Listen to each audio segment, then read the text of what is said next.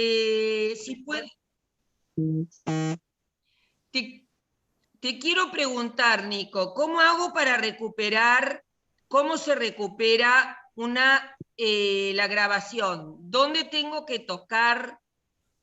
Cuando vos grabás, Sí, por ejemplo, viste que aquí me dice grabación en progreso, me dijo. sí, sí, cuando yo le doy a grabar, me pregunta si quiero grabar, creo que en una nube o algo así, o en la computadora, yo lo pongo en la computadora directamente Ah, y graba. Y una vez que perfecto. terminás, tenés que esperar porque empieza a convertir el video, así que tenés que esperar un rato largo, se termina y se guarda. ¿Y dónde va a parar?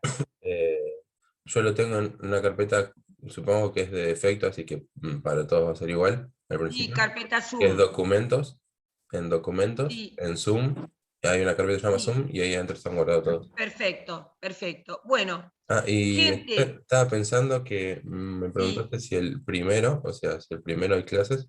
Yo supongo que es de la misma semana, así que supongo que sí. no Eh, sé, le voy a preguntar a María, porque ese día tengo dos clases bueno, es una pena perderse sí, yo por el supongo que sí porque es material. de la misma semana, así que. Claro. Bueno, gente, hoy vamos a ver la película El conformista del autor Alberto Moravia y porque me lo carga dos veces, no sé, por defecto, con la película del mismo nombre, el conformista de Bernardo Bertolucci.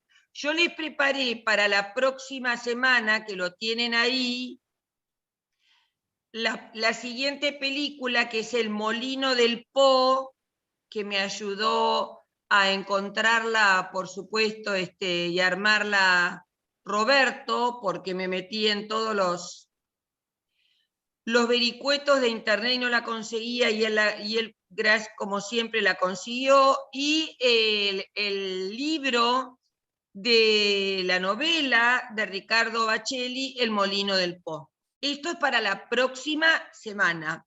Hoy vamos a comenzar a hablar, yo les había puesto Rocco y sus hermanos, porque se acuerdan que habíamos hablado, y para no sobreabundar, y la vi también, excepcional. Y la próxima semana les agrego, ay, se me fue en este momento. Por favor, la otra que habíamos hablado.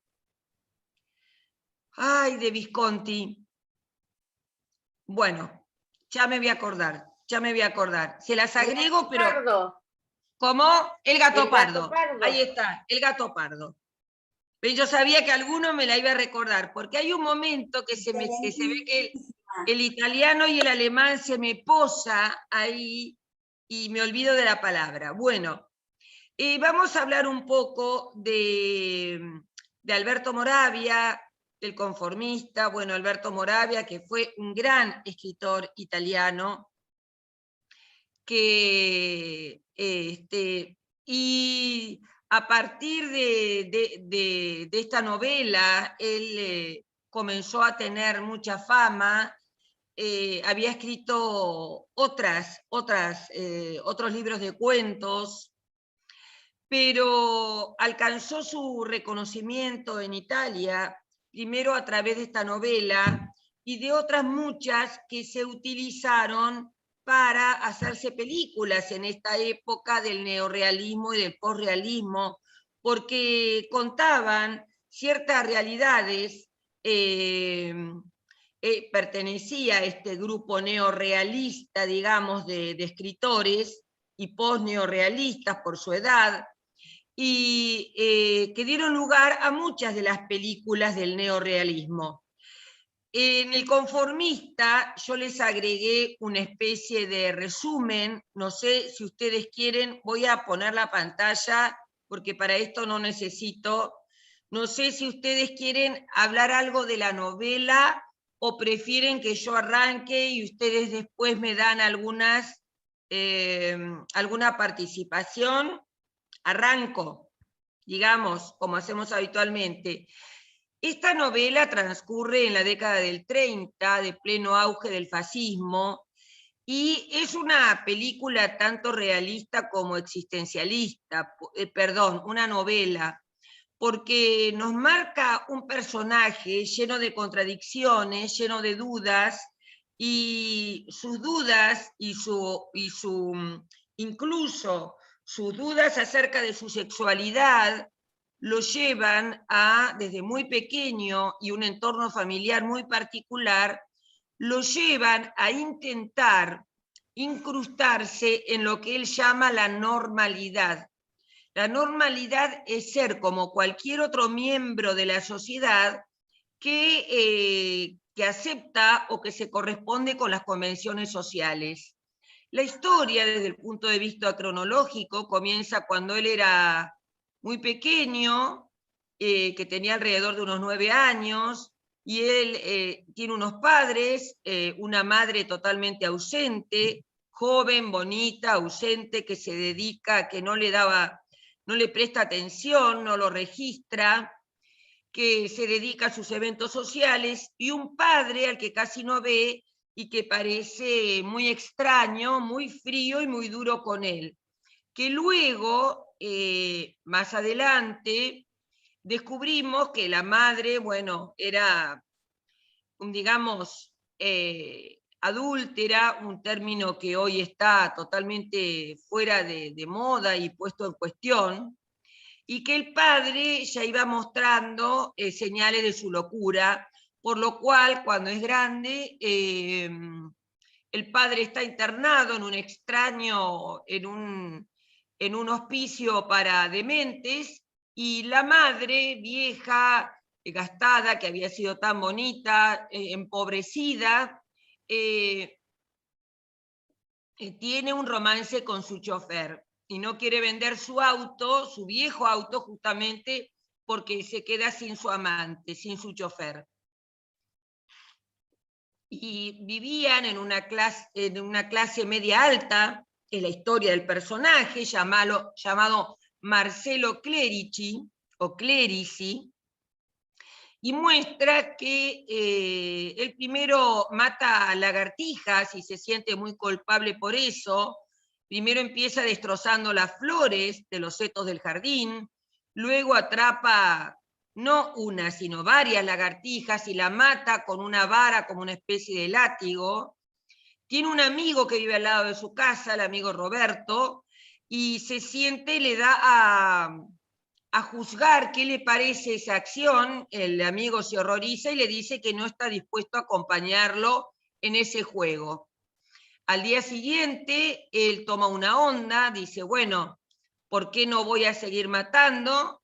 Y trata de, detrás del cerco que separa ambas casas, de tirarle una piedra con la onda a su amigo, pero con una intención vaga, como de dañarlo o de matarlo, un instinto contra el cual él lucha toda su vida, el instinto de muerte y la duplicidad sexual. De modo que tira la piedra pero mata al gato, y jamás estaba trepado, que estaba entre las ramas, y jamás confiesa que él mató al gato.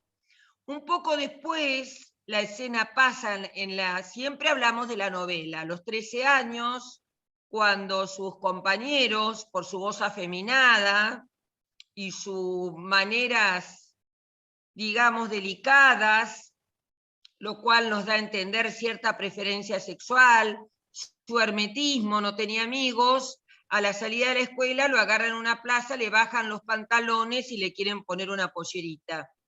En eso, en cuanto lo están atacando, aparece en la calle un coche importante y un chofer que le dice, vení, vení, que yo te voy a ayudar.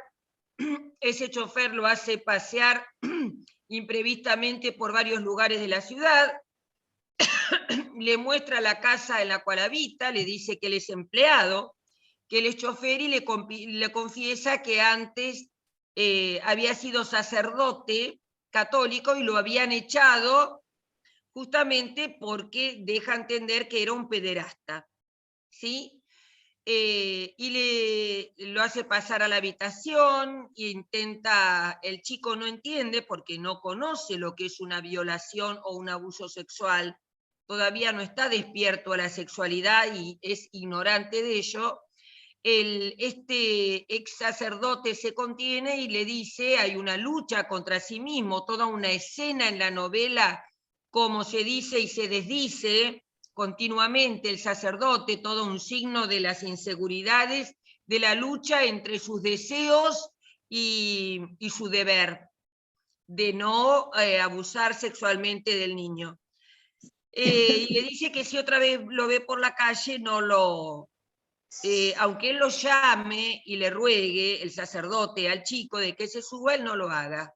Sin embargo, unos días después, él se ve tentado, se sube, lo lleva de nuevo, porque le promete tener una pistola, porque le pregunta en el primer episodio si él quería algo de regalo para satisfacerle del mal trato de sus amigos, y él le dice que quiere una pistola, pero de verdad. Él le dice que tiene una, se la muestra, pero le dice que no le va a dar eso, sino que le va a dar otra que tiene en su cuarto de la casa, que queda en una villa muy rica, que es de la dueña para la cual él trabaja y está de viaje. Por eso esa casa está disponible para él por muchos meses, y él vive ahí.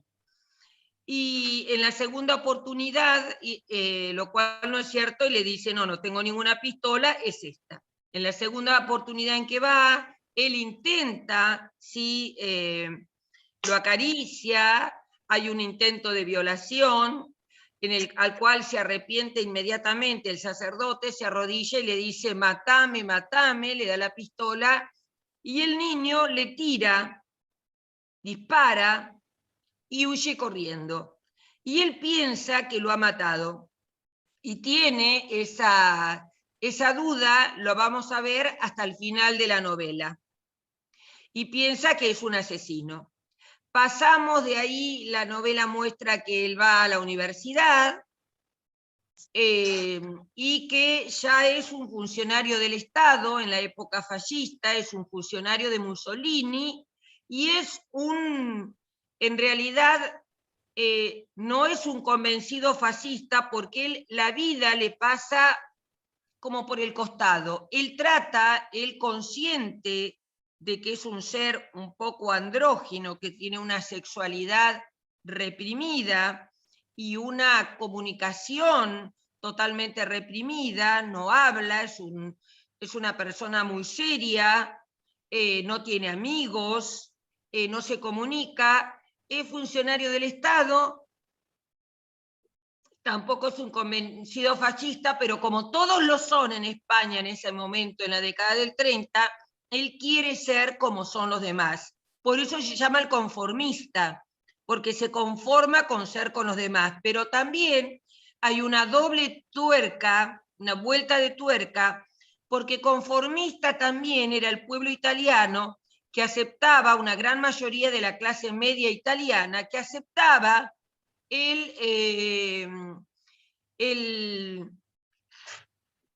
fascismo de Mussolini porque él era cómodo para sus actividades y no tenían que pensar, digamos, en una, o cuestionarse. El que se cuestionaba en ese momento era el Partido Comunista, que estaba creciendo rápidamente, y el cual era enemigo totalmente del Estado fascista de Mussolini.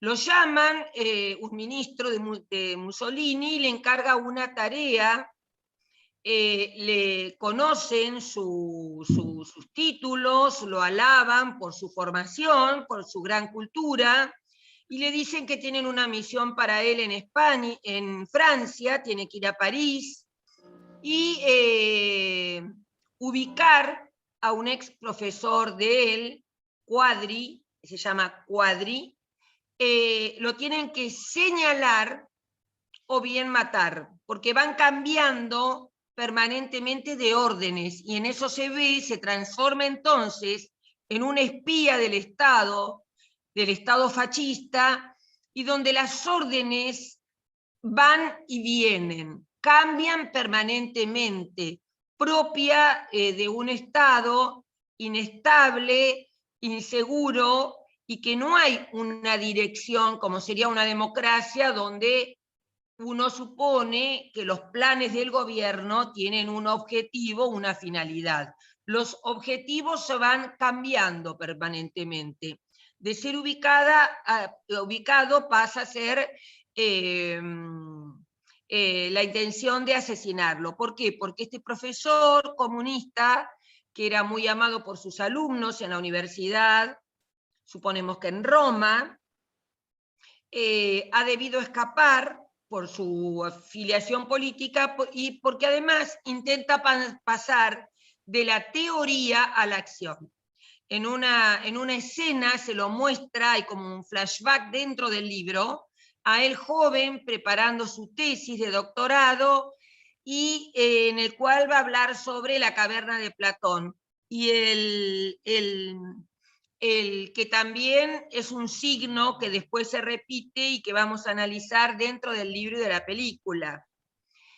Es un signo particular.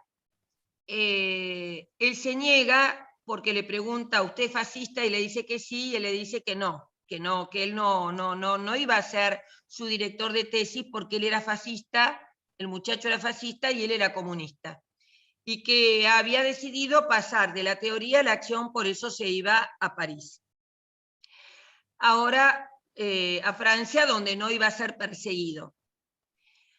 Mientras tanto, él se pone de novio, se va a casar con Julia, una chica de la clase media, fascista, cuyo padre también lo había sido, y hace una descripción minuciosa, porque Alberto Moravia es un maestro de las descripciones,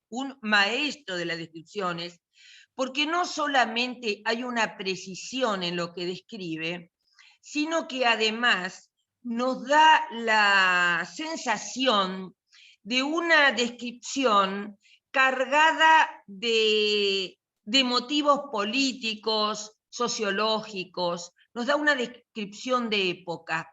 Por ejemplo, él describe cuando entra a la casa de su novia, el tipo de casa, el barrio, que las casitas son todas iguales, que están todas amontonadas, se ve que es un barrio de viviendas que ha construido el fascismo, y que todas tienen los mismos tipos de muebles, oscuros, imitaciones de muebles de categoría, todos tienen el mismo sofá, la misma mesa, la misma cama, en un intento de parecer, de apariencia de estado de clase media, que no tiene problemas, de clase media que no tiene aspiraciones más que el estar en el lugar, lo cual a él también le convence, porque él es un conformista y él quiere ser igual a los demás.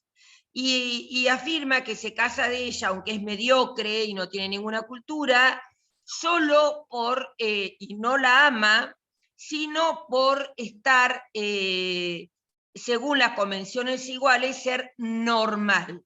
Se repite mucho la palabra normal. Para casarse tiene que confesarse, se confiesa, le dice que es ateo y le confiesa que ha matado, porque el cura, el ex cura, quería sodomizarlo. Y en lo que se ve una crítica a la iglesia es que al cura que lo está confesando no le importa que haya matado, sino que lo haya querido sodomizar. O sea que hay esta hipocresía de la iglesia permanente, se muestra. De hecho Moravia era ateo, igual que Bertolucci, ¿sí? Estoy diciendo bien Bertolucci, que era ateo y era marxista. Alberto Moravia también lo era bien de izquierdas, por eso era tan elegido por el neorrealismo para tantas películas. Y luego muestra el casamiento, que no se ve, pero porque en la película cortaron una parte, y en la parte que cortaron mostraba que en el casamiento de ella, en la película, había una serie de globos de colores que alegraban el tristísimo lugar, la horrible capilla donde la estaban casando, y que todos los invitados eran ciegos. Esa es la escena que cortaron. ¿Por qué ciegos?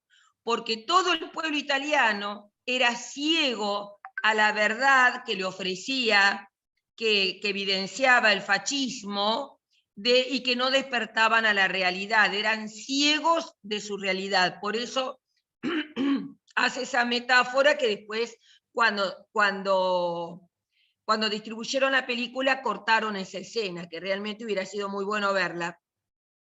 En el momento en que se casa es el único momento en que él esboza una leve sonrisa, porque está contento de hacer ese hecho, no porque la ama, sino porque está contento de hacer algo normal. Luego, me olvidaba decirles que antes los llaman del ministerio, le ofrecen esta misión de ir a verlo a Quadri, a su exprofesor, de ubicarlo para que alguien lo mate. Entonces él, sin problemas, dice: yo me caso la semana que viene y aprovecho mi luna de miel para ir a París. Le miento a mi mujer de que vamos a París de luna de miel. O sea, una total indiferencia del mundo, del amor, de los vínculos. No puede vincularse, no hay comunicación, no hay empatía, para nada en el personaje.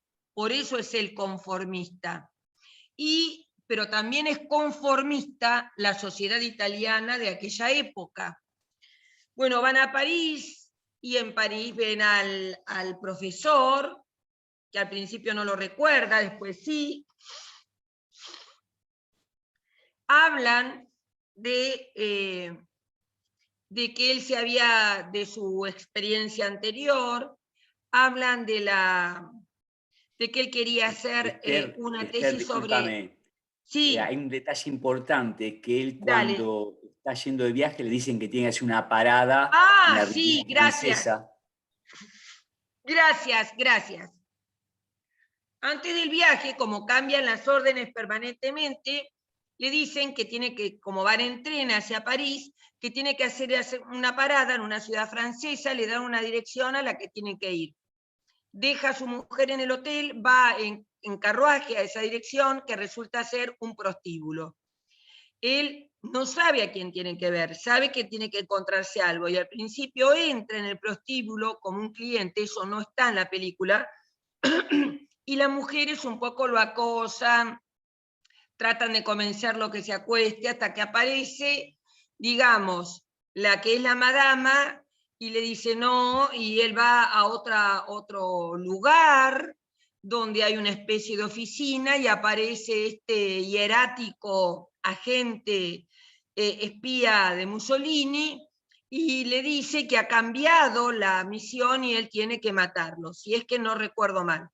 Él vuelve porque sabe que se va a encontrar con un colaborador, Orlando, y este colaborador lo encuentra abrazado a una prostituta muy bella, de la cual él se asombra de sus ojos y le gusta y la abraza, y Orlando le ofrece, como es muy servil, es de menor categoría, si él quiere acostarse con ella antes y después va él a acostarse con ella, como una deferencia. Y él le dice que no y se vuelve.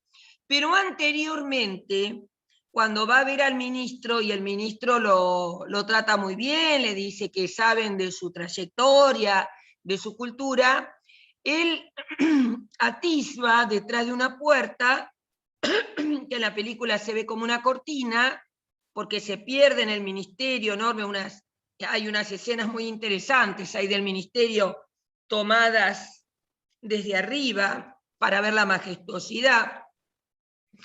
Hay una mujer acostada en el escritorio seduciendo al ministro, la cual desaparece, que también lo asombra por su belleza y por su mirada. Parten entonces inmediatamente a París, gracias Darwin por ese dato, y se encuentran con el doctor Quadri, pero con una presencia inusitada, una mujer joven, andrógina, la describe el libro, como de hombros grandes, de caderas grandes, medio hombruna. Uno se imagina a un travesti, porque en realidad el que está trasvestido es el conformista, y él se enamora inmediatamente de ella y quiere seducirla incluso adentro del departamento de Quadri. En un momento en que la mujer está en el living, él pasa a un cuarto donde está con ella, la besa y ella es muy hostil con él y le dice que no quiere saber nada con él. Bueno, quedan para esa noche para ir a un restaurante, los invita el doctor Quadri y con una posterior velada danzante, diríamos, en un boat de moda en ese momento. En el libro describe como una cuestión particular que en ese lugar las mujeres mozas están vestidas todas de hombre. Y la dueña también está vestida de hombre, lo cual estimula ese aspecto andrógino que acompaña las dudas sobre la sexualidad del propio protagonista. Quedan la mujer con Ana, que es la mujer de Quadri, que se muestra tan atenta con ella como hostil con él. Y quedan para ir a comprarse un vestido. Él se queda, él durante ese rato recorre parte de París, lo llaman, él no bolilla, quedan que a las 7 él van a ir al restaurante y su misión es mostrarle a Orlando que siempre lo está persiguiendo y siempre está en otra mesa o en una esquina o detrás de él, que él le va a mostrar quién es el profesor Quadri para que sus secuaces lo maten. Durante esa tarde ellas van a comprar un vestido y él descubre, porque la va a buscar al lugar donde están, en una especie de hotel, y descubre que Ana está seduciendo a su mujer y ahí demuestra un aspecto de lesbianismo al cual su mujer se niega. Le dice, no, que a ella no le interesa tener una aventura de tipo lesbiana, lo cual acrecienta ese aspecto andrógino. Él la ha besado y ella intenta besar y seducir y tener relaciones sexuales con su esposa. En la película aparece una escena como ella, profesora de danza, que eso en el libro no está. No está. Después en el libro pasa a la cena. En la cena la mujer no acostumbrada a las bebidas alcohólicas de categoría se emborracha. De ahí van al lugar, a la boate donde van a bailar. Bailan ellas dos. Ana trata de seducirla en todo momento, pero en un momento se retira, deja de bailar con Ana porque ya la cargosea demasiado, porque quiere besarla y la aprieta y la abraza. De modo que deja de bailar con ella y Marcelo baila con ella tratando de seducirla también. Hay una propuesta de Ana afirmando de que ellos tienen una casa en Saboya, una casa muy bonita que queda a muchos kilómetros de París, y dice que el marido se va a ir una semana ahí y ellos se van a quedar con ellos. La intención de Ana en realidad es seducir a la mujer de Marcelo, y la intención de él es seducirla a Ana y escaparse con ella, porque el enamoramiento ha sido tan imprevisto como es su vida de anodina. Él se ha enamorado instantáneamente de ella y ya quiere huir con ella a Brasil. De modo que convienen en que con su secuaz, en que durante ese viaje lo van a matar a él. Y como ella se va a quedar en Saboya, en París, él va a huir con ella. Siempre hay esta serie de confusiones, de inseguridades, de Ana, la mujer de Quadri, que se dice, se desdice, uno no sabe cuáles son sus intenciones, de abordaje masculino o femenino. Y por último, ella viaja esa madrugada con el marido y los secuaces de Marcelo los matan a los dos. Luego pasan unos años, la película pasa, vuelven a París, lo muestran a él después de unos años, a él y a su mujer con una nena chiquita, el día en que cae Mussolini, en que es vencido y hay una revolución popular, una salida a las calles de la gente del pueblo, de la gente que era comunista, y que festeja el fin de Mussolini. Ese día él se muestra muy tranquilo y la mujer le dice que ella sabía que él era un espía, porque se lo había dicho Ana, y que él había mandado a matar a Quadri y a su esposa, pero que se lo había callado todos esos años porque le interesaba estar tranquila y tener una conveniencia económica. ¿Sí? O sea, también la mujer se muestra indiferente a la muerte y al asesinato. De allí le dice, bueno, nos vamos a proteger, a guardar en un lugar en el campo, en una finca en el campo. La última escena, que no está en la película, previamente ese día van a ver cómo es la muestra popular de la gente en las calles, que no había ocurrido. Entonces ellos van, él y su mujer, a mezclarse, a ver cómo es esa experiencia de la gente vitoreando en las calles. Terminan en un parque, están por hacer el amor en el parque, que se lo propone ella. Ella se muestra en la novela como muy exuberante, no es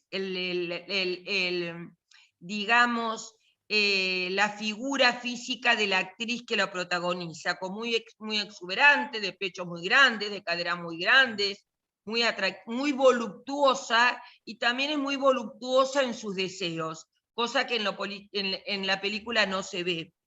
Y en cambio a Ana se la ve como un mujerón muy alto, de 1,80 m, 1,85 m, como si fuera un travesti vestido con la indumentaria de mujer. Eso es lo que da a entender en la película. Y por su conformación física, muy hombruna.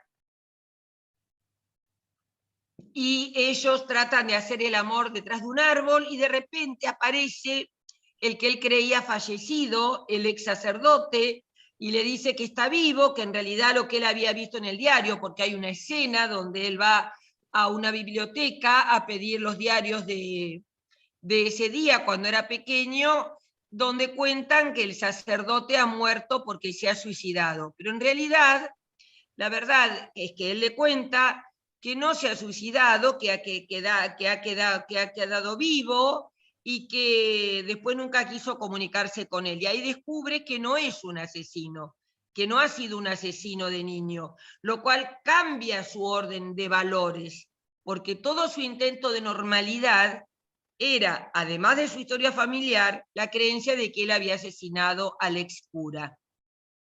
Nunca muestra arrepentimiento por las otras muertes, ¿no es cierto?, de las que ha sido responsable. Entonces de ahí deciden irse a un lugar en el campo, los muestran en la novela en un auto, a ellos tres, él, la mujer y la nena, hace unas descripciones bellísimas del paisaje que desorientan al lector porque es como idílico y bucólico todo, una descripción hasta de los vegetales, de las plantas, de las montañas que se avecinan a lo lejos, y en un momento, casi al final, muestra que ven como una especie de pista de aterrizaje en medio de un pueblito, ven subir a unos aviones, no presienten nada, y los aviones vuelan al ras del auto y disparan. En esa primera tanda de disparos mueren la mujer y la niña y él queda herido, queda gravemente herido. Se detiene abre su puerta, queda caído de costado, todavía vive, y ve que su mujer y su hija han muerto. Y queda esperando el segundo sobrevuelo de esos aviones que le van a dar, lo van a liquidar definitivamente. Y ahí termina la novela. Ahora, la película, como es dable de esperar, y como es...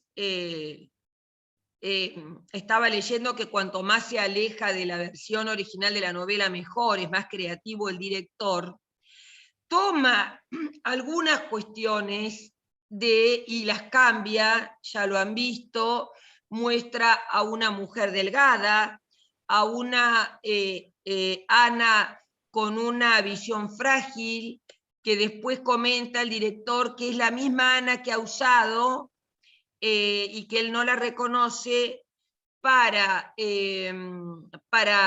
protagonizar la mujer que estaba acostada en el escritorio del ministro seduciéndolo, y la mujer que estaba con Orlando, que era la prostituta con la cual Orlando se iba a acostar, por supuesto, con distintas pelucas, con distintas vestimentas, pero usa la misma actriz para eso.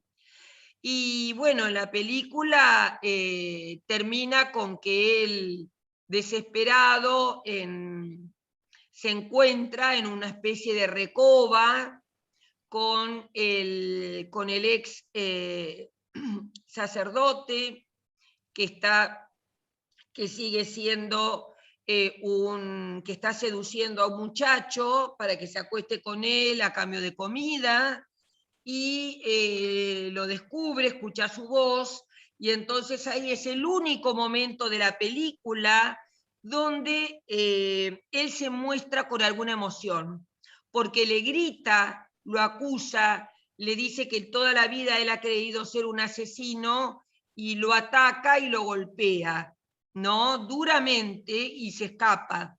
Creo que ahí termina la película, ¿verdad? En esa escena donde realmente él muestra por única vez sus sentimientos. Lo que yo quería leerles, que me pareció muy útil, antes de darle la palabra. Sí, Raúl, te escuchamos. También en la película lo acusa al amigo de él, a Ítalo, que era otro fascista. Tanto lo acusa de fascista al chofer, como lo acusa de fascista, desentendiéndose él de su actividad y acusándolos delante de todo el mundo de fascismo. Claro. Perdonen. Voy a tomar un vasito de agua. Disculpen, ¿eh? Muy interesante lo que me recuerda Raúl, porque como los finales son tan distintos, al principio de la película, que cambia totalmente esta acción del ingreso de él al ministerio, donde muestra esos edificios ampulosos que ha creado Mussolini para mostrar poderío. Entonces se ve un hall inusitadamente inmenso, caminos muy largos, muy extensos para llegar de una oficina a la otra. Muestra que antes de eso, en la película, está con Ítalo, ciego, que también es una señal de su ceguera, que están escuchando a un trío de mujeres en una radio fascista que canta unas canciones que advertimos que son tontas, ¿no es cierto? Parecían Violeta Rivas por 3, me daba esa impresión. Y luego al final se encuentra con el amigo Ítalo, el único en el que él dice que puede confiar, y lo acusa a viva voz delante de los transeúntes, que tampoco le dan bolilla, y también acusa al ex sacerdote de que es un fascista, y él se escapa. En cambio, Ítalo, como no ve, no se puede escapar, y se queda asombrado de la traición de su amigo, de lo cual no lo creía capaz, porque era tan normal que ni siquiera mostraba sentimientos humanos. Yo quería leerles en el material que les agregué sobre las críticas de la película, un comentario de Eduardo Gruner, que ustedes saben que es un doctor en sociología, profesor universitario, crítico, escritor, y me pareció muy inteligente lo que dice, pero los escucho, Enrique y Grace, ustedes querían decir algo, me parece. Grace no, Yo pienso Enrique. que esa escena, sí, que esa escena final también, como dice Raúl, ¿no? Cuando lo acusa a los otros de fascistas, es una manera de transferir su responsabilidad, digamos. O sea, no soy yo el fascista, los fascistas son estos. O sea, un cambio de rumbo, ¿no? Y además me parece que es una manera de mostrar cómo en esos regímenes la traición está siempre a flor de piel, digamos, ¿no? Presente, O sea, exacto. claro, o sea, no hay algo, no hay una certeza de militancia, por decirlo así, sino a veces incluso el mismo ministro por ahí lo dice, que en realidad tenemos muy pocos fascistas como usted, digamos, que se ofrecen así desinteresadamente, sino que la mayoría son porque les pagamos o porque les conviene, ¿no? Exacto. Entonces, bueno, es Esos una muy mismos, buena denuncia de lo que es un régimen de ese estilo. exacto, exacto. Y que suele pasar en todos los regímenes. Pensemos en la Argentina. Muy bien, levantó la mano Emma y Raúl. Emma y Raquel. Bueno, empecemos por Emma. Bueno, buenos días, ¿qué tal? Lo que Buen día, quiero Emma. hacer un comentario sobre el escritor, el libro. La verdad que no lo había leído nunca. Me alegro muchísimo que lo hayas incluido porque maravilloso, he quedado impactada de la manera de escribir de ese hombre. Todos los primeros 2 capítulos, cuando él describe al niño y las acciones de ese niño, pintaba para psicópata. Yo no soy Sí, psicóloga, pero me daba la sí, sensación de que pintaba sí. psicópata. Después hay un cambio ahí que no se desarrolla, ese psicópata que empezó por las plantas, los animales, y llega a las personas, ¿no? Y que es lo que dicen los psicólogos, que es el camino de los psicópatas.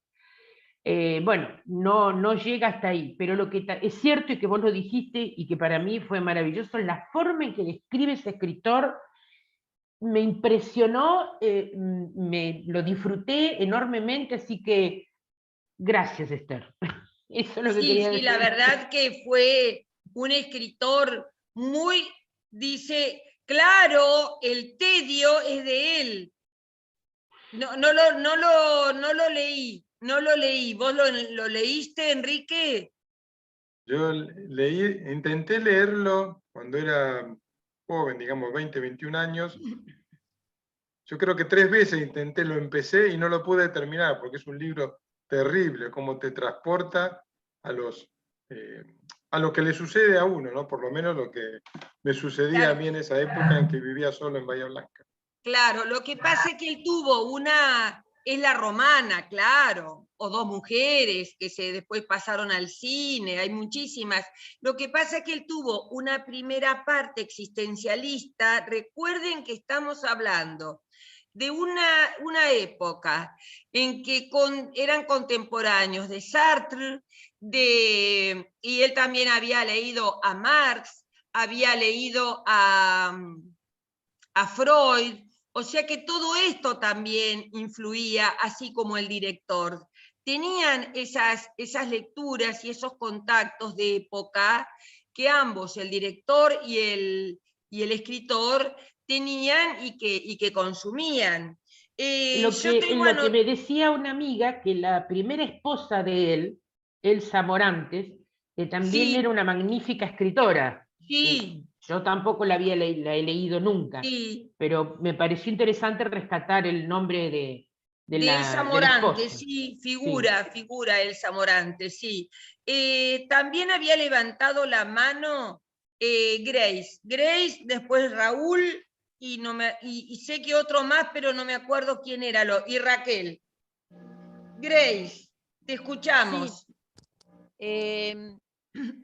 yo lo que quería de alguna manera contextualizar, porque me parece que la película tiene como marco teórico la alegoría de la caverna. O sea, Sí, a partir de la alegoría de la caverna es como que Bertolucci, digamos, articula prácticamente toda la película junto con su fotógrafo, ¿no?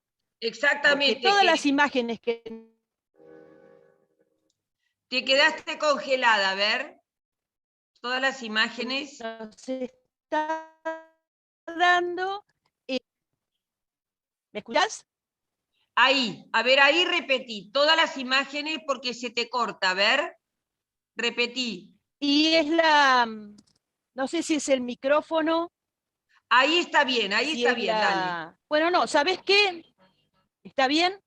Sí, está ¿Se bien, escucha? porque es muy interesante lo que decís de la alegoría de la caverna de Platón, sí. Porque yo releí el libro y en realidad en el libro, en ese encuentro que tiene él como estudiante cuando está preparando la tesis, no le alcanza a decir sobre qué va a preparar la tesis porque él lo echa, el profesor. Sí, Yo soy un exacto. antifascista, le dice. Entonces uno se pregunta, ¿por qué mete Bertolucci la alegoría de la caverna? ¿No? ¿Por qué la aplica ahí? Que hasta el mismo Platón decía, tiene aplicabilidad en toda la vida nuestra, como para entenderla. Exacto. Y bueno, esa alegoría de la caverna es una alegoría del fascismo y de la sociedad italiana, ¿no? Que está, digamos, viviendo en sombras. Y yo encontré un reportaje que le hicieron al fotógrafo, que es genial el fotógrafo de la película, donde sí. explica que ellos, a partir de ese marco teórico platónico, que es genial, ¿no? Porque platónico y ellos tienen una mirada marxista, ¿no? Ese marco teórico platónico, él es como que articuló toda la fotografía, todas las luces, todas las sombras, para dar a entender que es esa caverna donde la sociedad italiana, no solamente la clase media italiana, el pueblo italiano estaba metido también en esa caverna del fascismo, que es lo que analiza desde la cárcel Gramsci y se pregunta, ¿cómo puede ser? ¿Cómo puede ser que este pueblo que la peleó, que estuvo en los sindicatos, que es de izquierda, termine apoyando a Mussolini? Y ahí es donde él hace, que de alguna manera Bertolucci también lo pone, donde él hace todo ese estudio sobre lo que es la hegemonía y cómo está, digamos, cómo se desarrolla para que ese pueblo haya apoyado y se haya quedado dentro de esa caverna, ¿no? O sea, Claro. a mí lo que me interesó fue eso. Y además, la actuación de Trintignant, poniéndole el cuerpo a ese conformista que hasta tiene la manera de caminar como un robot. Bueno, Trintignant tiene también esa manera, pero es como que la ha exagerado acá. Esa escena cuando él está con el ministro allí en ese prostíbulo donde le dice lo que tiene que hacer y el tipo le dice, usted es capaz de disparar y agarra y se mueve para un lado y para el otro como un robot, y camina como un robot, o sea, buscando esa normalidad que él, bueno, la normalidad que le dio, digamos, adherir al fascismo, que tiene Claro. por un lado la cuestión de espera que me lo anoté por acá, ese instinto de muerte que está, digamos, dentro de lo que es el fascismo y el nazismo, y el problema de la sexualidad en el fascismo. Hay pilas de estudios hechos sobre el problema de la sexualidad. La película da para un seminario ella sola. Exactamente. Sola. Justamente muy atinado lo que decís y maravilloso lo que decís, porque además el fotógrafo Storaro, que era un genio que lo acompañaba siempre, piensen que ellos todavía no habían cumplido 30 años, ni él, ni Bertolucci, ni Storaro. Unos niños eran. Y claro, y muestra que Trintignant tiene 32 años, o sea, en el personaje, y justamente lo eligió por ese aspecto hierático, dije, este es el personaje, y por eso eligieron a las dos mujeres también, porque tenían ese aspecto de Ana, de angelical, a la vez que extraño en lo sexual, porque como vos decís, hubo muchos estudios de la sexualidad dentro del fascismo. Y además, ¿cómo quiere hacer notar Storaro, un genio?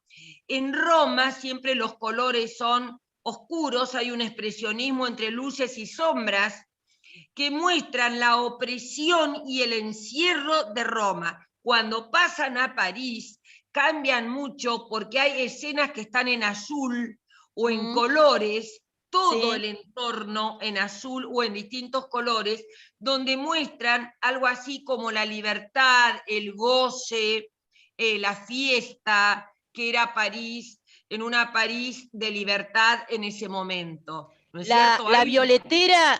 La violetera cantando la Internacional junto con sus nenitos. Exacto.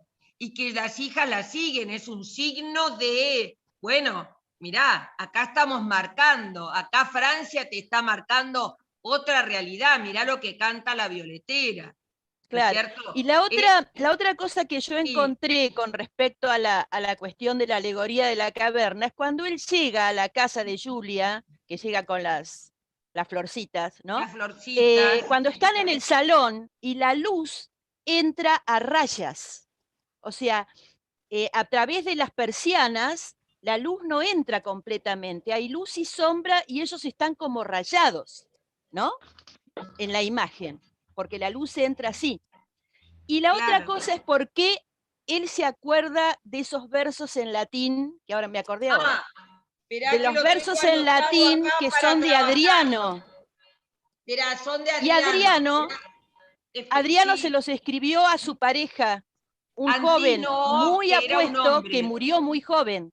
Entonces, en ese momento, la cuestión de la homosexualidad está planteada desde el principio en la película. Sí, tal cual, tal cual. Fíjense que la frase que él dice cuando van en el auto con Orlando para ver a los muertos, él dice que yo les agregué a propósito ese material de esa estudiosa que habla de Adriano, el César, digamos, de los romanos, que le hace unos versos a Antino, su pareja, su amante, y que después se los muestra a su nieto, que va a ser Julio César, creo, ¿no? El que le va a suceder.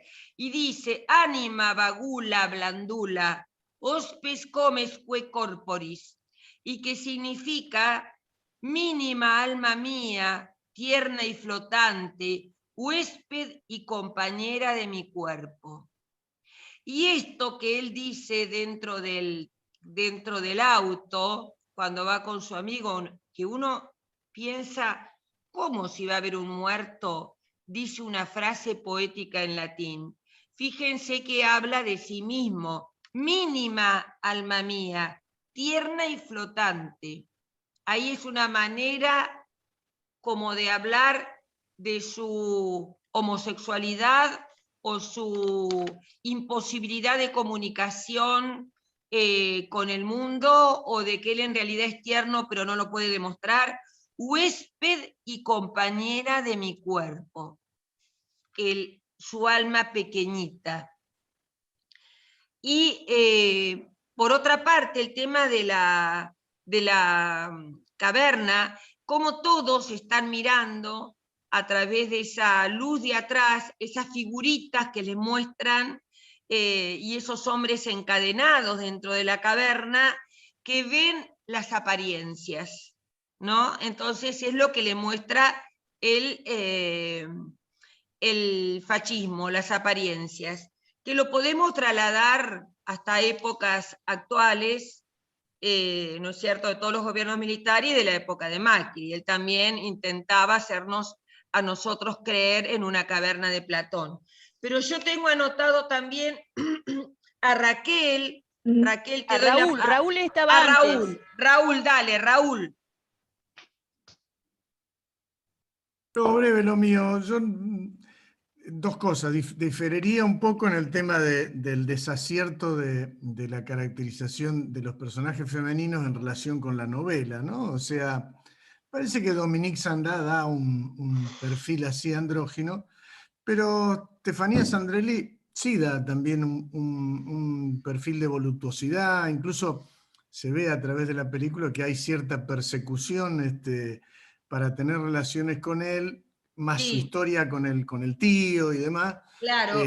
hacen así un combo. Pero enganchando un poco lo que decía Grace de ciertos simbolismos, el tema de la traición y de la muerte del padre por el hijo, que también me parece que está presente, no solo en la discusión de él con el padre en el manicomio, sino en el asesinato de Quadri. Es la muerte de Julio César a mano de Bruto, ¿no? O sea, Exacto. se juntan todos a apuñalarlo, cuando, bueno, se ve que la forma de matarla a la mujer no fue la misma, ¿no? Le pegan un tiro o varios tiros.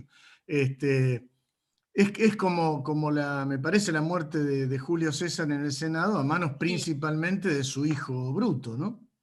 Exactamente. Un dato muy interesante que yo había puesto en el análisis, no sé si lo vieron, que también está lleno de simbolismos. Ese que vos decís es muy cierto, porque también podrían haber matado al profesor Quadri de varios balazos. ¿Por qué van un grupo como de 4 y insistentemente le clavan puñales? Es la muerte de Julio César. Es la muerte de Julio César. Hay ahí una serie de guiños al espectador, de intertextualidades. Es impresionante la cantidad de señales, de signos que tiene esta película. Gracias, Raúl, muy bueno. Raquel, te escuchamos, date la voz. Bueno, yo quería hacer una diferenciación entre el libro y la película. El libro me lo pude leer desde el prólogo hasta el epílogo. Maravilloso, porque aparte la manera de estar descrito es como que uno va viendo permanentemente los paisajes, ¿no? Me pareció brillante. En cuanto a la película, me llamó la atención el comienzo, porque es unida y vuelta en forma continua. Lo que quiero rescatar es la valentía de Bertolucci en ese momento de haber podido tocar tanto la sexualidad, haber tocado todos los temas, desde la pedofilia, el levianismo, la falta de... la indiferencia de la sexualidad, no saber dónde es, ¿no? Y fundamentalmente haber tocado, o sea, muy poquito la pedofilia. Por otro lado, la última escena me agarró un dolor de estómago impresionante ante la traición de él, ante ver lo que son capaces los fascistas de hacer, ¿no? De traicionar totalmente todos sus principios, todo por lo que vivió, todo con tal de yo me salvo. Y bueno, lo estamos viendo en la actualidad, ¿no? Claro. Yo que participo de los juicios te puedo asegurar que los milicos no saben absolutamente nada de lo que pasó, ni dónde están los pibes, ni nada de nada de nada. Entonces, me chocó mucho la manera de matarlo a Quadri, de por qué tanto asesinato, tanto salvajismo. Y después, bueno, el fascismo, perdón, me estaba muriendo la gata. El fascismo, está con la gata, sí, te vi. Estoy con la gata y me está muriendo porque no la acaricio. Ay, qué cosa. El fascismo es salvaje. Pero por el otro lado tenés la felicidad del pueblo y, como decía la mujer, ayer lo vitoreaban a Mussolini y hoy lo están despotricando. Y esa escena donde pasan con el busto de Mussolini desparramado me hizo acordar al busto de Evita, cuando lo tiraban en algunos lugares y lo desparramaban por todos lados porque no existe nada, no está. Bueno, distintas paradojas en forma continua, ¿no? Sí, son desaparecidos, no tienen entidad, no existen, diría Videla. Así es. Bueno, en síntesis me gustó muchísimo y ya te digo, me pareció muy bueno el hecho de poder tocar en el 1948 toda la problemática de la sexualidad cuando todavía estaba total y absolutamente prohibido hablar de lesbianismo, homosexualidad, deseo sexual, porque muestran que él tiene sexo con su mujer. Muestras escenas no completas, pero muestran cuando están en el tren y él le toma los senos y la acaricia desde atrás, que es muy elocuente esa escena. Todo eso en 40 y pico estaba total y absolutamente totalmente prohibido. Bueno, la película es del 70, dice acá Grace, sí, es cierto, es del 70, quiero leer unos comentarios porque sé que todavía hay algunos que me han levantado la mano, pero hay unos comentarios muy interesantes que han escrito y que dice, esperen lo que no, dice, acá se terminó apoyando a Macri, tal cual, como las clases pobres fueron un factor determinante del triunfo de Macri, como la gente de las villas, cómo fueron convencidas con este fascismo de Macri y lo votaron. Eduardo dice, Jorge Eduardo, Vittorio Storaro, el fotógrafo, es uno de los mejores europeos de la especialidad. Apocalipsis Now, es cierto, es tal cual. Enrique dice, en nuestro país lo vivimos con el proceso con una parte importante de la ciudadanía. Exacto, exacto. Después Grace nos recuerda que la película es de 1970. Sí, hay datos impresionantes. No sé si tengo... Alguien quiere... Dice, el libro se escribió mucho antes. Es verdad. Es del año 51, si no me equivoco, el libro es del 51 y hablaba de la pedofilia. Imagínense la pedofilia, la Iglesia Católica, las convenciones. ¿Les parece que leamos ese artículo de Eduardo Gruner? Aunque sea un cachito, porque me pareció iluminador. Esperen que abra, esperen un cachititín, que llegue acá. Esperen que tengo que abrir el Word y se los tengo que mostrar. Bueno, y ahora tengo que sacarlo y tengo que volver a ponerlo para que aparezca acá. ¿Lo ven? ¿Lo ven? Bueno, también está el hecho de reconocer que Bernardo Bertolucci había nacido en Parma y que su papá era un poeta, un escritor muy afamado, y su hermano y su primo están relacionados con la poesía y con el cine, y que él quería ser como el papá, él quería ser un poeta famoso, en realidad él quería ser poeta, ¿no es cierto? Y eso también tiene que ver, cuando matan a Quadri con las puñaladas, es una manera de decir la muerte del padre, como diría Freud, ¿no? Porque él tomó otro camino, el de su padre, era muy famoso en su época. Además nació en la Emilia Romana, que era una región rica, digamos, de clase media alta. Y acá esperen que llegue, porque después de los datos miren qué linda foto esta del joven, con esas viejas cámaras, y la del último tango en París, que ahí cuenta toda la historia tremenda, la escena de la manteca y el intento de violación anal que hizo que la actriz se tornara en drogadicta. Bueno, es su gran el largometraje, su gran película épica, como fue El último emperador, que ganó todos los Oscars de la Academia. Y les puse acá varios artículos que eran de página 12, que me parecieron muy interesantes. Y hay uno, incluso hay palabras de él que va mostrando. Está muy interesante todos esos artículos que busqué de lugares creíbles y serios. Hay cuando él muere, hay en página 12, ven, esta es parte de la película El último tango en París, que creo que todos los hemos visto en nuestra juventud.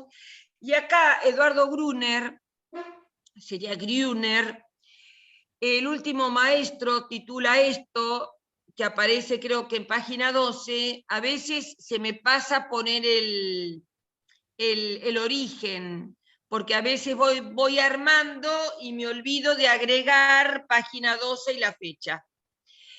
Y esto es un análisis que hace de Bertolucci, ni bien murió. Dice, La formulación del título, referida a la reciente muerte de Bernardo Bertolucci, es desde luego completamente subjetiva, relativa, arbitraria y aún caprichosa.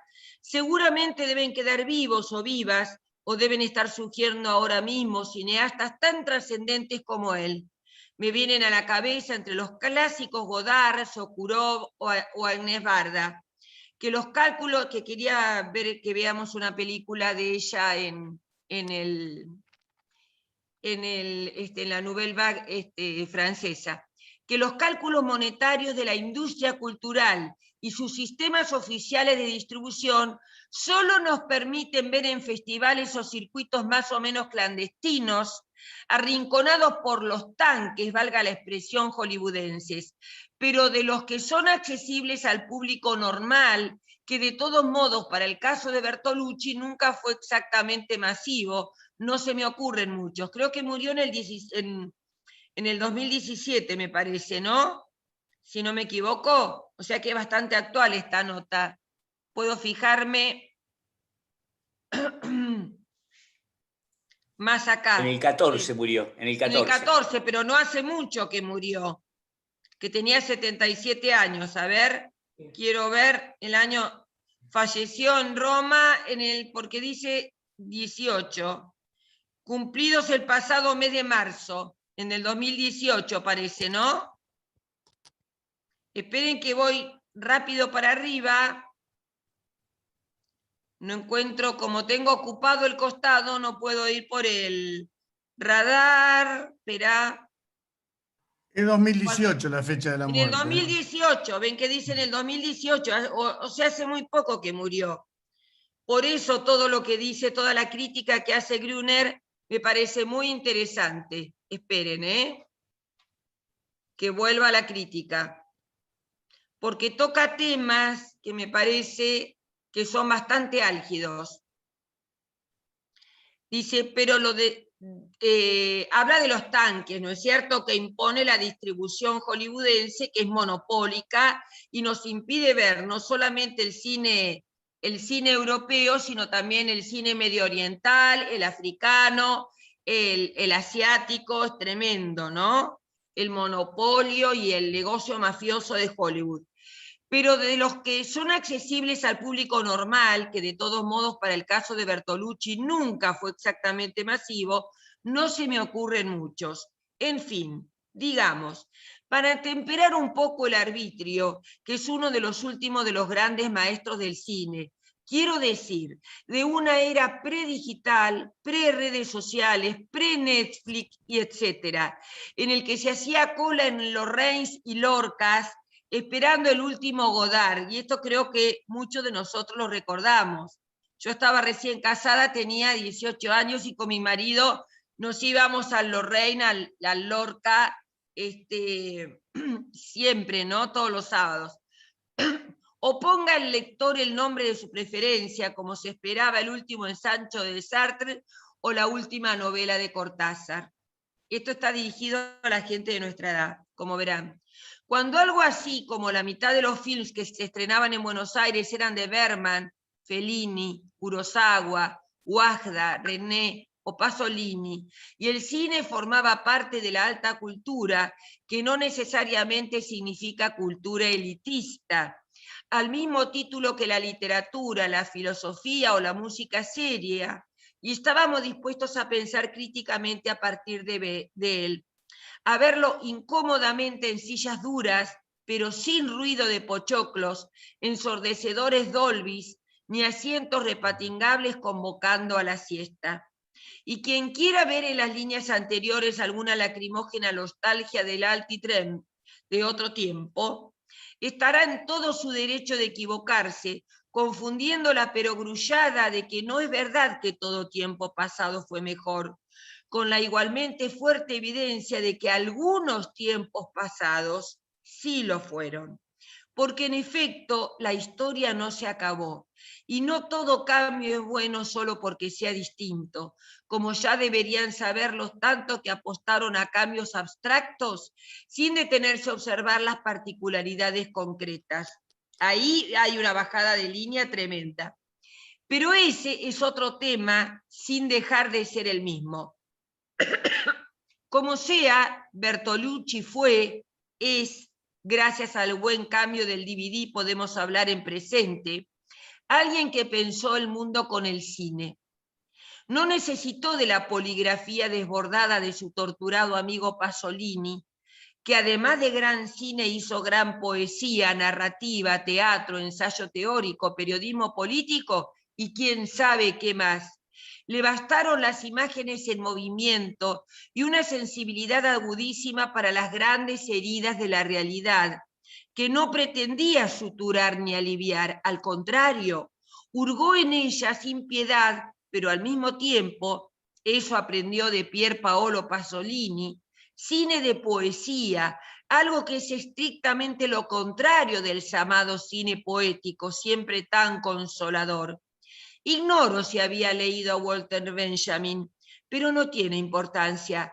Cumplió a rajatablas, con envidiable consecuencia, aquel programa de la politización del arte, que el pensador alemán oponía a la estetización de la política típicamente fascista. Exacto, ¿sí? Piensen en la estetización de la política con Hitler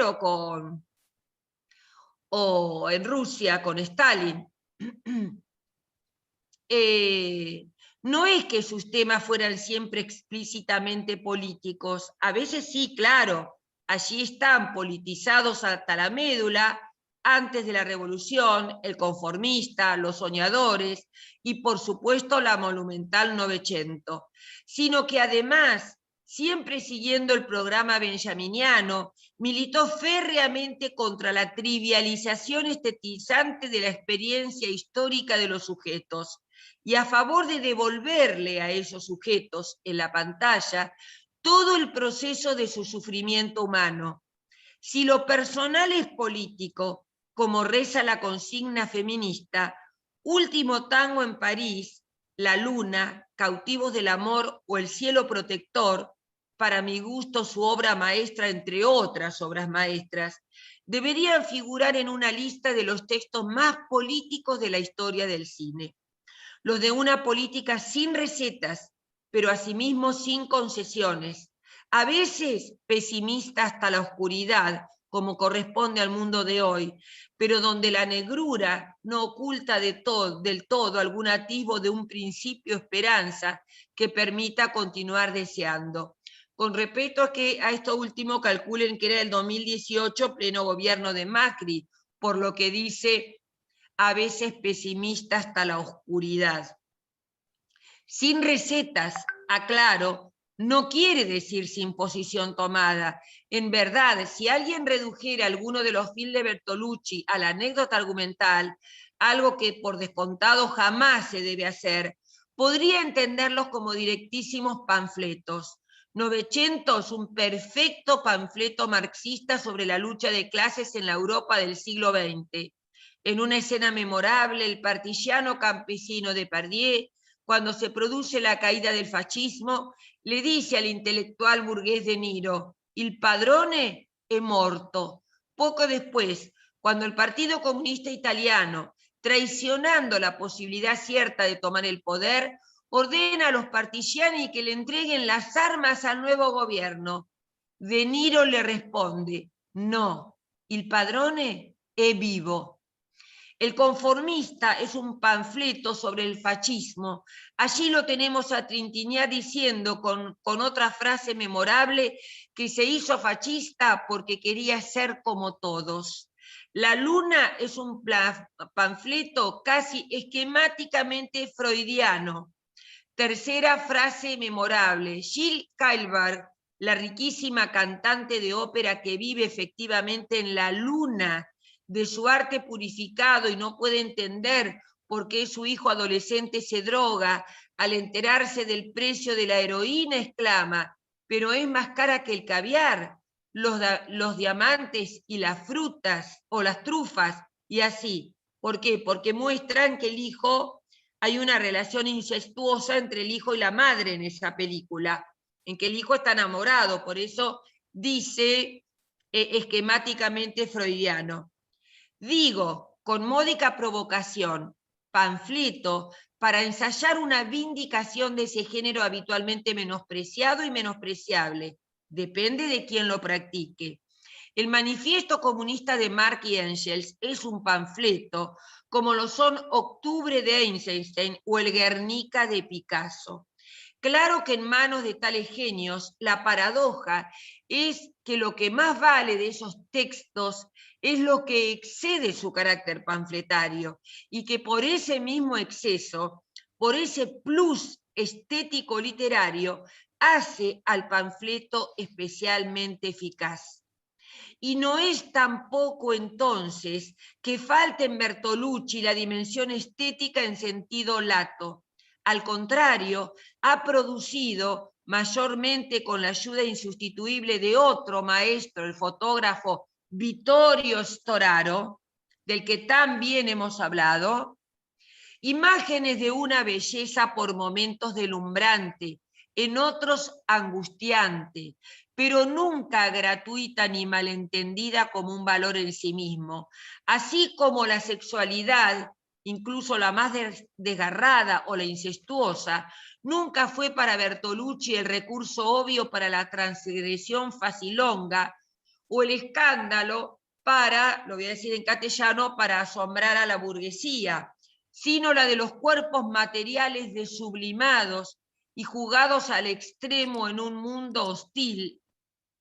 Tampoco la imagen fue la distracción decorativa o tranquilizante tan frecuente en lo que los franceses llaman cinema de qualité, o sea, de calidad.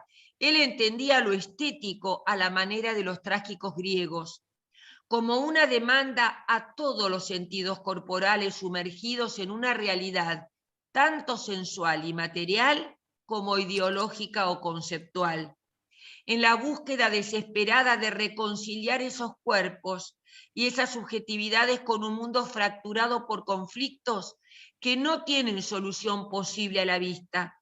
Su imagen es a veces necesaria como refuerzo, a veces conflictiva como relación dialéctica con la palabra. Era, en ese sentido, un animal de puro cine, aunque atento a la mejor literatura.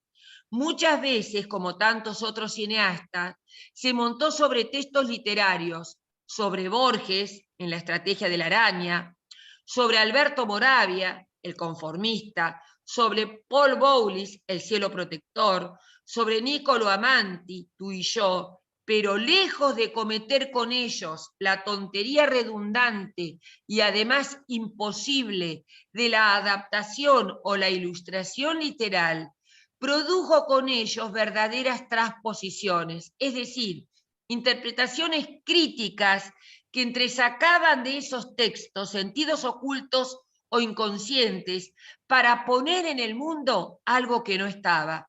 Como célebremente respondió Faulkner a la pregunta de por qué escribir, sabía perfectamente, supongo que lo había aprendido de la sofisticada semiótica visual de Pasolini, que el de la literatura y el del cine son dos lenguajes radicalmente inconmensurables, incomparables, incomunicables. De allí la estupidez de la pregunta por si es mejor la novela o la película, que es como preguntar si es mejor un asado a la parrilla o un helado de chocolate. Es insensato imaginar que puede hacerse una traslación literal, como decíamos, desde un sistema semiótico puro como el de la literatura, que trabaja solamente con palabras, a otro sistema constitutivamente impuro, donde puede haber palabras, pero sobre todo imágenes en movimiento, música, sonidos, etc. Ya a fines de la década del 60, un semiólogo del cine tan caracterizado como Christian Metz había renunciado a la empresa absurda de encontrar estructuras equivalentes precisas entre los dos lenguajes. ¿Qué es en el cine una frase, o un adjetivo, o una sinécdoque y demás? A ello le agrega Pasolini, que mientras la literatura se hace solo con signos, su materia prima es desde el vamos una mediación simbólica, el cine se hace también con cosas, tomadas directamente de la realidad. Un árbol proyectado en la pantalla es obviamente un signo visual, pero al mismo tiempo sigue siendo un objeto material, singular y concreto, independiente de su función simbólica. Por eso, pensaba Pier Paolo Pasolini, con el cine se puede hacer poesía. Aquí retomaba la idea de los formalistas rusos, según la cual en la poesía la palabra se transforma en una cosa extraña, nueva, más allá de su valor semántico normalizado por la lengua. Pero no se puede hacer filosofía, que requiere una abstracción conceptual que la concretud de las imágenes fílmicas obstruyen permanentemente. También sabía Bertolucci, pues, que leer bien un texto literario en posición de cineasta es poder hacer otra cosa con él, no para guardarle fidelidad, qué aburrido, sino para traicionarlo por puro amor. Esa traición amorosa está necesariamente implicada en un cine como el de Bertolucci, que ciertamente busca traicionar la realidad tal como se nos aparece ingenuamente ante los ojos, para mostrarla en toda su dimensión de cosa conflictiva, problemática, en guerra consigo misma. Bertolucci, en efecto, puso en el mundo muchas cosas que no estaban. Salvo por una fatalidad biológica, era relativamente joven para estas épocas, podría haber seguido haciéndolo.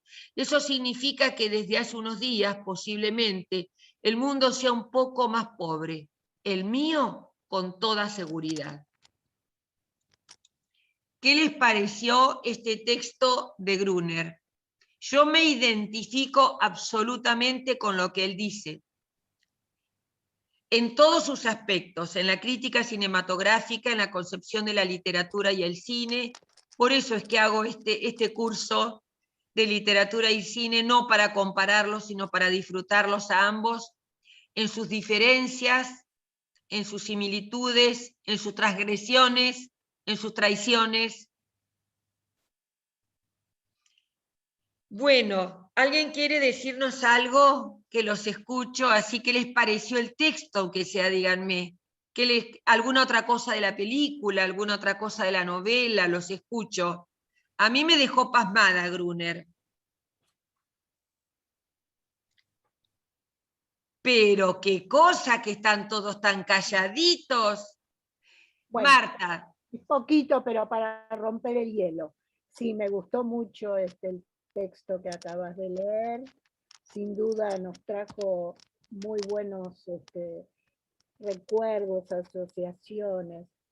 Y respecto de las similitudes, digamos, y diferencias, creo que fueron analizadas, contadas por los anteriores compañeros, por vos, pero en ambos, y mi sensación cuando terminó, al iniciar la película, como dijo, creo que Emma, al principio me desubiqué, no sabía por dónde tomaba, no había visto la película, o la había visto, pero ya había perdido la noción.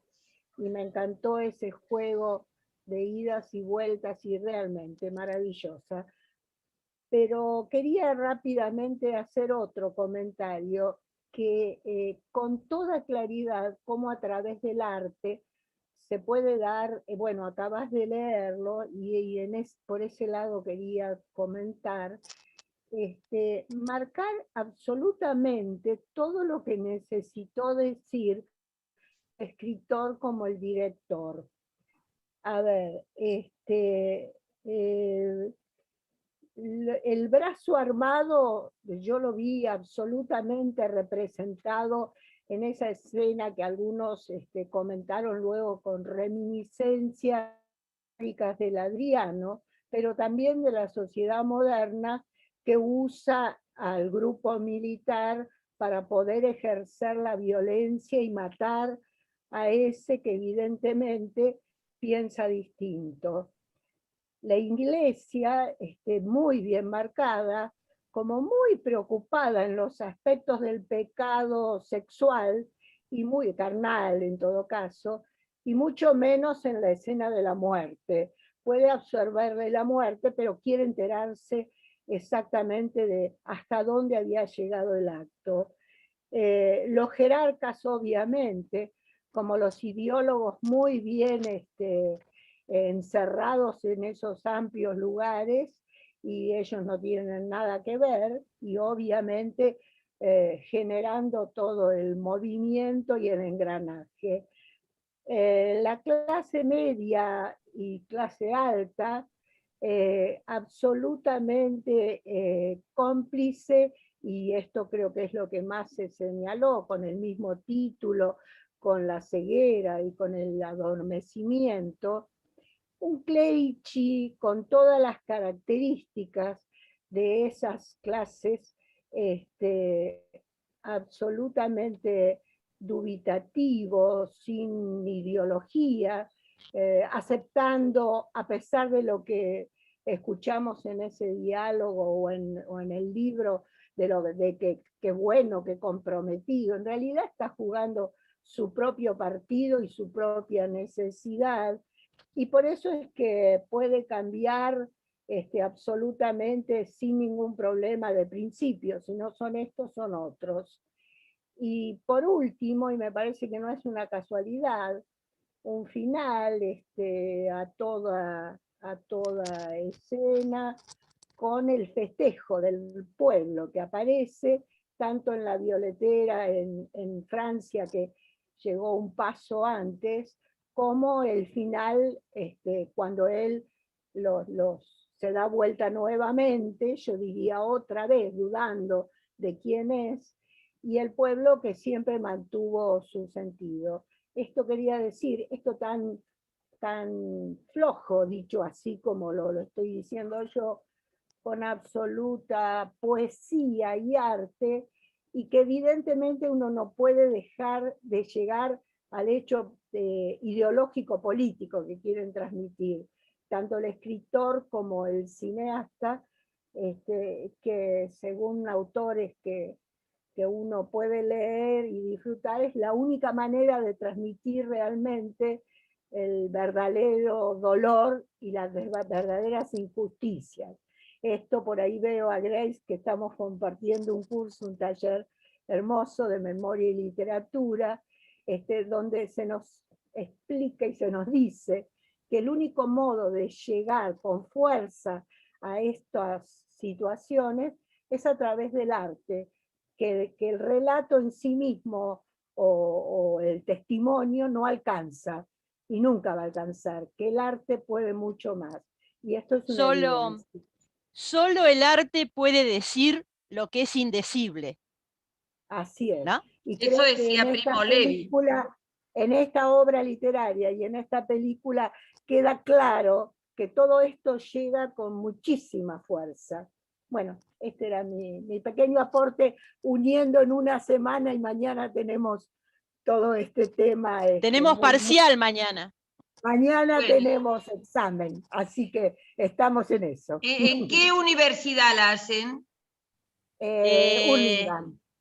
Sí, En la el UNA. Hurlingham. Sí. Bueno, te voy a hacer algunas devoluciones, Marta. Primero, un pedido a Grace y a Marta que me manden el material. Ya me mandaron la primera parte, que yo ya la tengo toda archivada. Por favor, me mandan el material de ese ¿Qué es la curso. primera parte? Era sobre Primo ¿Qué Levi, mandaste? Jorge ¿Grace Semprún. mandó? ¿Quién mandó? Alguien me mandó lo de Jorge Semprún, Primo Levi y Los textos, ¿querés? los textos. Ahora sí, falta Vonnegut. Bueno, te mandamos Vonnegut. El de Vonnegut, ¿lo tienen? Sí. Sí, ahora. Qué bueno, Rendimos porque lo estaba ahora. por comprar.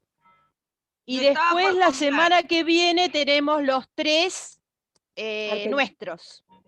Los tres argentinos. ¿Quiénes son?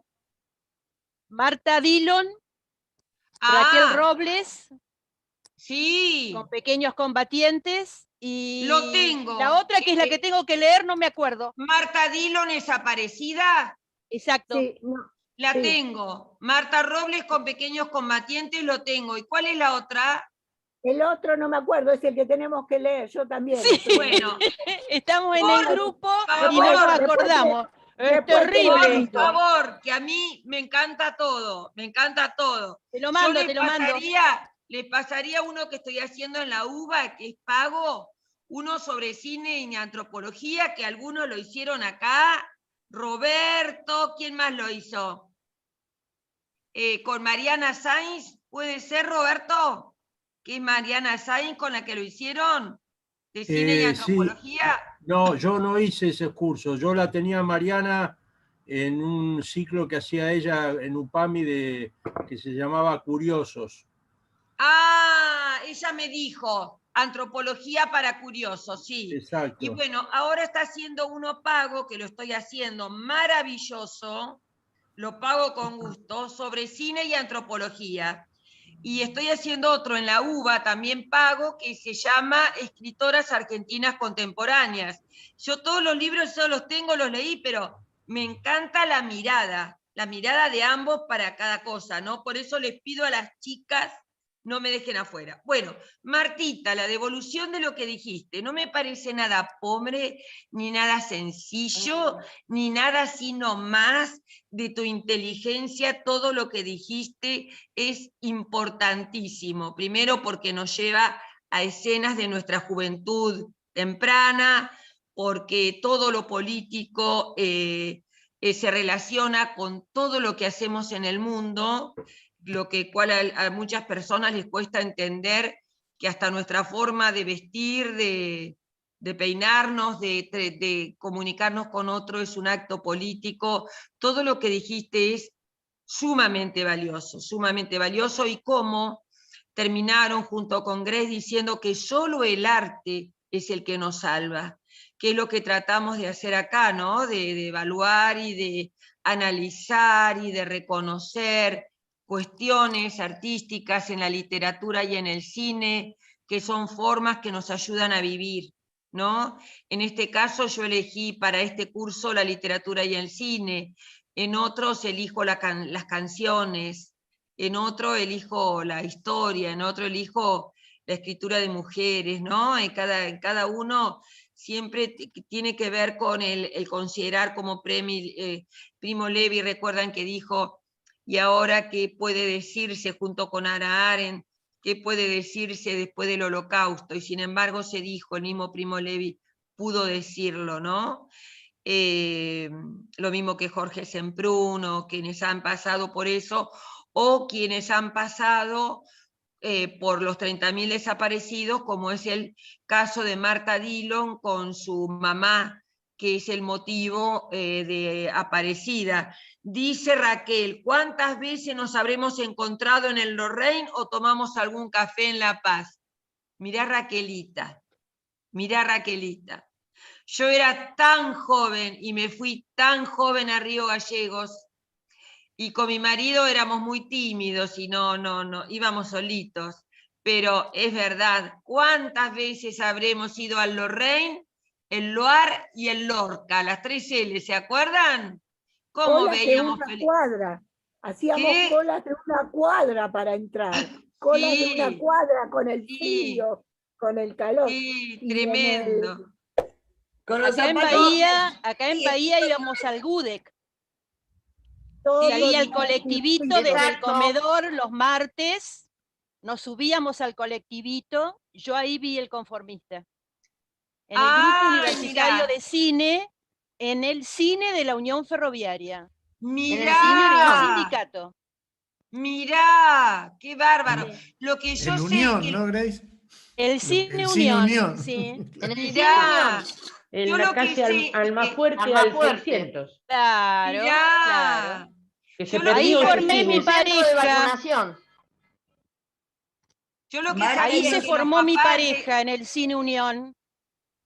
Mirá, Martita y Mira. nosotras acá haciendo la cola con plataforma, minifalda o pantalones bien anchos y la toca. tal cual, Sí, señor. minifalda. Yo me Sí, casé señor.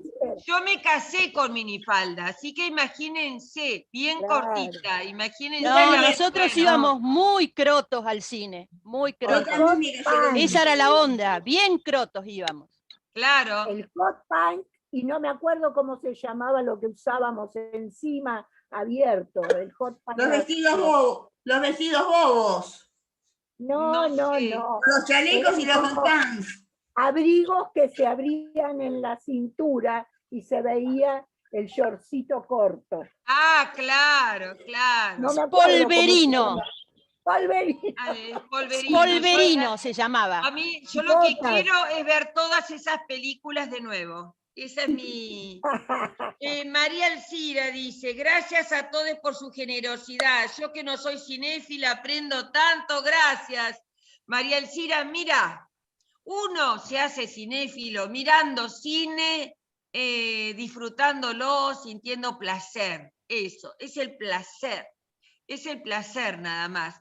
Aprovechen lo que les pongo. Mirá, cuánto me quiero. Mirá qué grandiosa que soy. Qué acto de engreimiento estoy haciendo en este momento. Horrible de mí.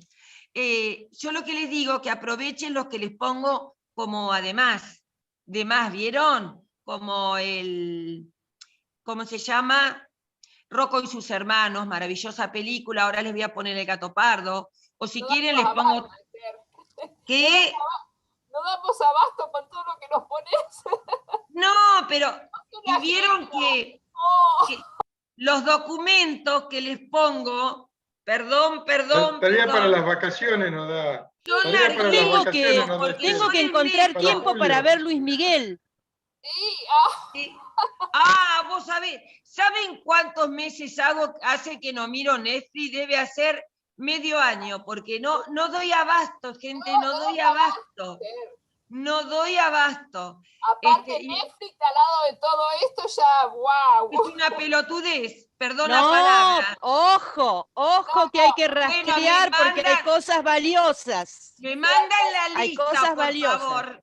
A ver si en julio veo. Quiero ver tantas películas. Bueno, yo le voy a mandar Prime El Gato Video Pardo. también.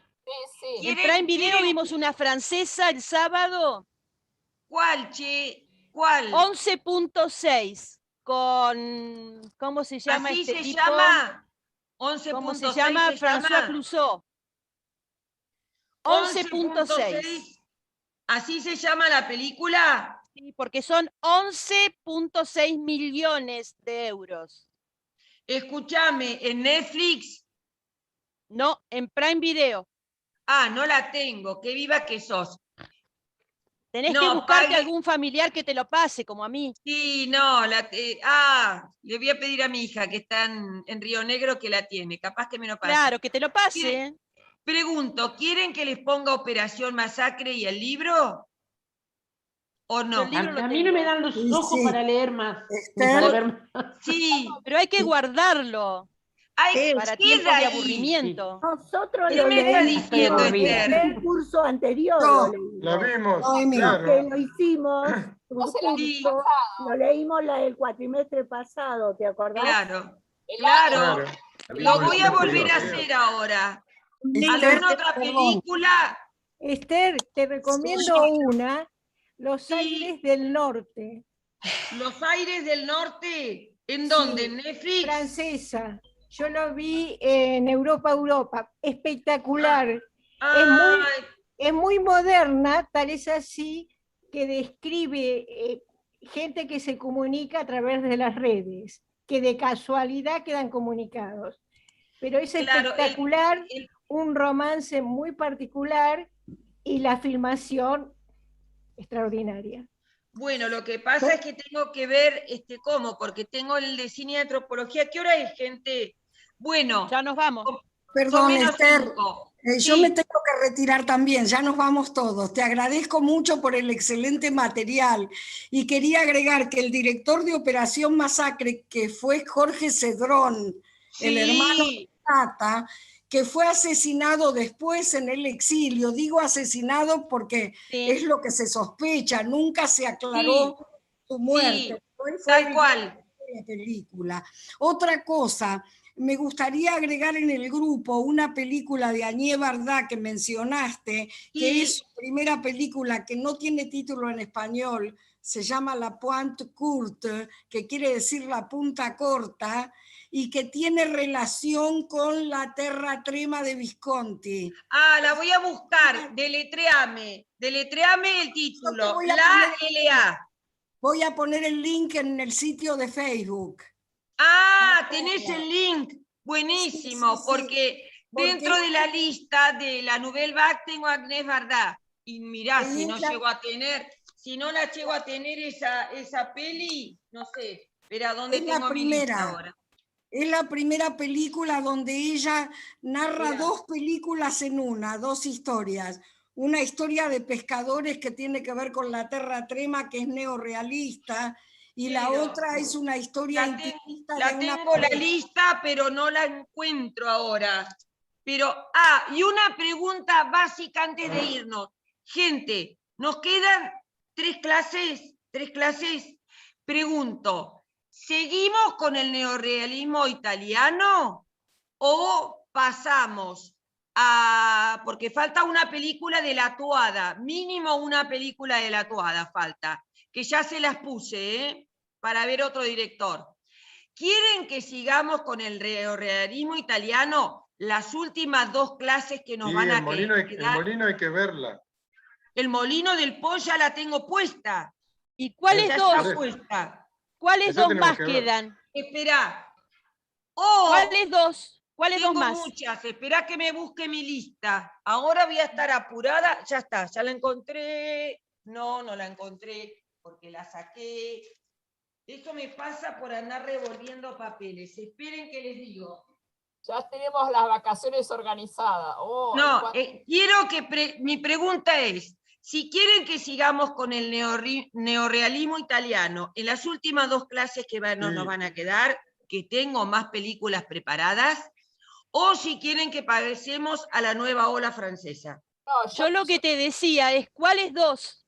Sí, la voy a buscar ahora acá te la busco. Esperá, está abajo de todo. El tema es que tengo que sacar esto, ahí está.